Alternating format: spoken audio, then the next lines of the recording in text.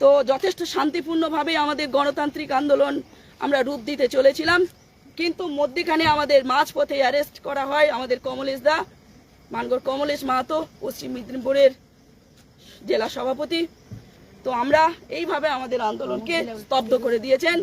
আজকে জেলা পুলিশ থেকে শুরু করে আমাদের রেল পুলিশ, আমাদের এই কজন মানুষের যে গণতান্ত্রিক উপায়ে যে আন্দোলন আমরা করার জন্য সুপারিশ করেছিলাম, আমাদের হক অধিকার আদায়ের যে দাবি, তা আমাদের স্তব্ধ করে দিল।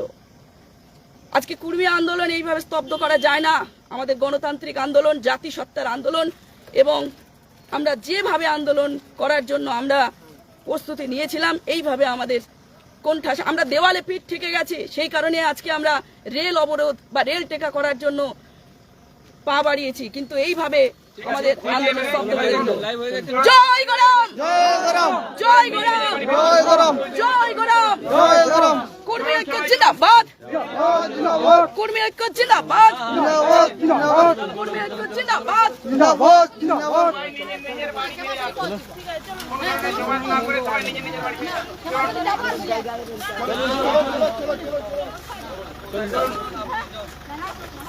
রঘুনাথ মাহাতোর মূর্তির কাছে যাওয়া যাবে না?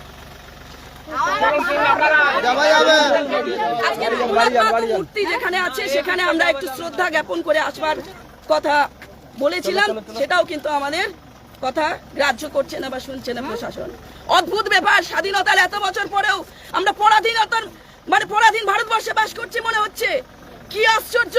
আমরা গণতান্ত্রিক দেশে বসবাস করছি, ভোট দিচ্ছি, স্বাধীনতার অধিকার আমাদেরও আছে, গণতান্ত্রিক উপায়ে আন্দোলন করার অধিকার আছে। সেই আন্দোলন এইভাবে স্তব্ধ করা যায় না। জয় গরম, জয় গরম, জয় গরম, জয় গরম, জয় গরম।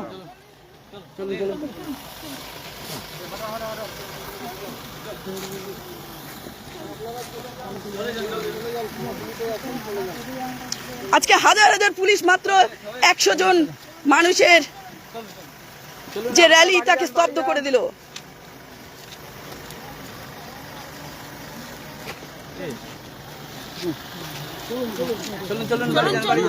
হাত দেবেন না গায়ে, আমরা যাচ্ছি, গায়ে হাত দেবেন না। খেলছেন কেন?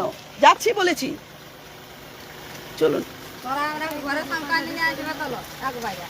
অবশ্যই ইনারা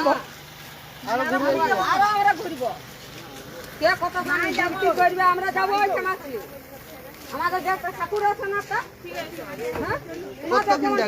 আমাদের ঠাকুর আছে।